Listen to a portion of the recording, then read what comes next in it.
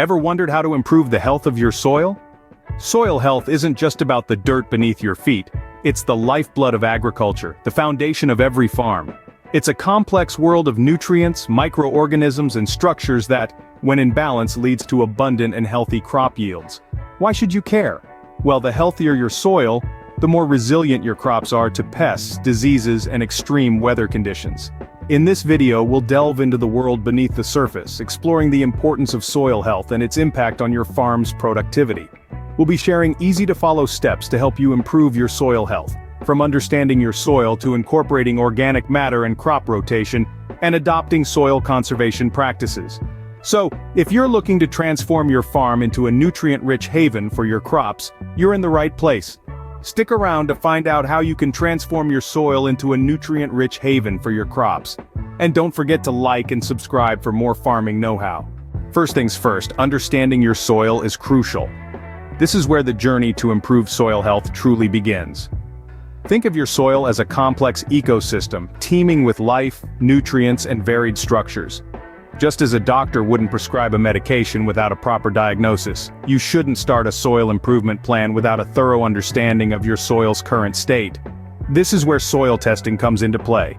A comprehensive soil test will tell you about the nutrient content of your soil, its pH level, and the amount of organic matter it contains. These are all vital elements that contribute to the health and productivity of your soil.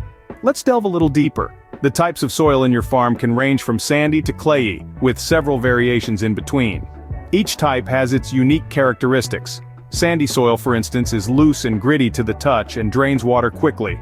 Clay soil, on the other hand, is sticky when wet and hard when dry, holding onto water longer than sandy soils. Knowing the type of soil you have is crucial as it influences water and nutrient retention, both vital for plant growth. It also helps determine the best crops to plant and the most suitable soil improvement strategies to employ. Next, let's talk about the pH level of your soil. This measures how acidic or alkaline your soil is. Most plants prefer a slightly acidic to neutral pH, but certain crops may thrive in more acidic or alkaline conditions. Knowing your soil's pH helps you choose the right crops or adjust the pH to meet your crop's needs. Nutrient content is another crucial factor. Different crops require different nutrients, and the absence of any essential nutrient can hinder plant growth. A soil test will reveal the nutrient levels in your soil, helping you decide what amendments are needed. Finally, organic matter. This is the lifeblood of your soil. It boosts the soil's ability to retain water and nutrients and encourages beneficial microorganisms. With a good understanding of your soil, you can tailor your approach to improving its health. So get out there, grab a soil testing kit, and start your journey to healthier, more productive soil. Now let's dive into the world of organic matter and composting.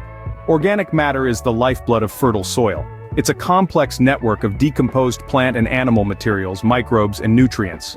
Organic matter is like the soil's pantry, storing essential nutrients and water that plants need to grow. It also improves the soil structure, making it easier for plant roots to penetrate and spread. But how do we increase the organic matter in our soil? Well, one of the most effective ways is through composting. Composting is nature's way of recycling. It's a process where organic materials like leaves, grass clippings, and kitchen scraps are broken down by microbes into a rich, dark, crumbly substance that looks a lot like fertile garden soil. Composting is like cooking a slow meal for your soil. You provide the ingredients and nature does the rest. It's simple, but it does require a balance of elements. You need a mix of green materials for nitrogen, like vegetable scraps or lawn clippings, and brown materials for carbon, like dried leaves or straw. And then, you need air and water. The compost pile heats up as the microbes get to work, breaking down the organic matter. After several weeks or months, depending on your composting method, you'll have a nutrient-rich addition for your soil. But don't forget about manure. If you have access to livestock, manure can be a valuable source of nutrients. Just make sure it's well rotted or composted before you add it to your soil to avoid any potential pathogens. By incorporating compost into your soil, you're essentially feeding your soil with a balanced diet of nutrients. This not only benefits the plants growing in it, but also the multitude of microscopic life that call the soil their home. In essence, composting is a win-win situation. You're reducing waste that would otherwise end up in a landfill, and at the same time, you're creating a valuable resource for your farm. By composting, you're not just reducing waste, but you're enriching your soil naturally.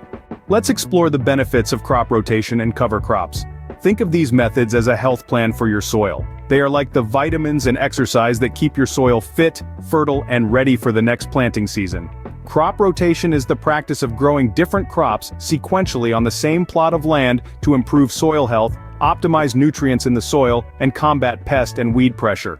It's like giving your soil a diverse diet, with each crop leaving behind different nutrients.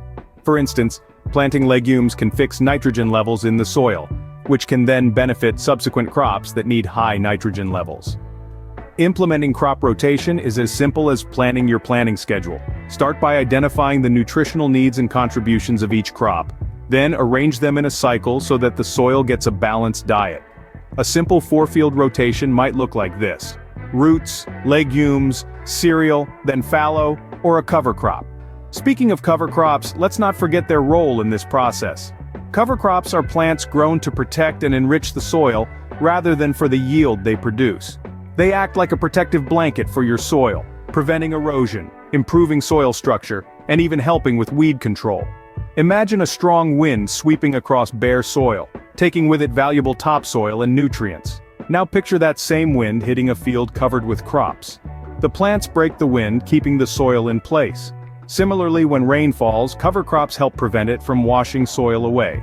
Cover crops also add organic matter to the soil, which improves its structure, making it easier for roots to penetrate. They can even suppress weed growth by outcompeting them for resources. In essence, crop rotation and cover crops are like a 1-2 punch for soil health. They provide the soil with a variety of nutrients while protecting it from erosion and weed invasion. Crop rotation and cover crops are time-tested strategies that can enhance your soil's health and productivity. Soil conservation practices are another key to improving soil health. Now let's delve into a few examples of these practices and see how they can help prevent soil erosion and promote soil health. First up, we have contour plowing. This technique involves plowing across a slope following its elevation contour lines. These contour lines create a water break which reduces the formation of rills and gullies during times of heavy water runoff, which is a prime cause of topsoil loss and soil erosion. Then, we have terracing.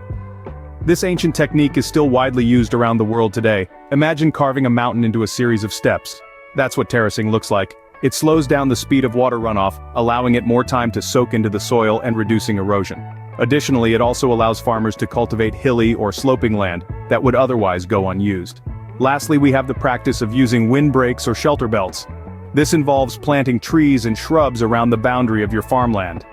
These trees serve as a barrier, protecting the soil from wind, which can cause severe soil erosion and loss of moisture.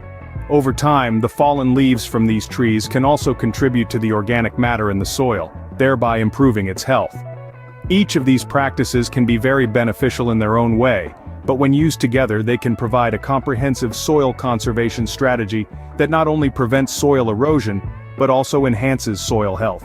They help in maintaining the topsoil layer, which is rich in organic matter and nutrients, and is crucial for plant growth. And the best part? These practices are all natural and sustainable. They do not involve the use of any harmful chemicals or synthetic materials, making them a perfect fit for organic farming. So, as you can see, soil conservation practices are not just about preserving the soil. They're also about improving its health, fertility, and productivity. And that, in turn, leads to healthier crops, higher yields, and a more successful farming venture. Remember, every step taken towards soil conservation is a step towards a healthier, more productive farm. Improving soil health isn't a one-time task, but a continuous process. We've journeyed together today, understanding the importance of knowing our soil, its structure, and the role of organic matter and composting. We've discovered the benefits of crop rotation and cover crops, and how they contribute to the health of our soil. We've also delved into soil conservation practices, exploring how they help maintain the vitality of our farming land. Each step, each decision, holds a vital role in the quest for better soil health. And remember, every small effort counts. It's a journey of understanding, adapting, and implementing. It's about celebrating the earth beneath our feet and ensuring its nourishment for the growth of our crops and the future of farming. With these steps, you're well on your way to improving the health of your soil. Don't forget to like, subscribe, and share this video with other farming enthusiasts. Stay tuned for more farming know-how.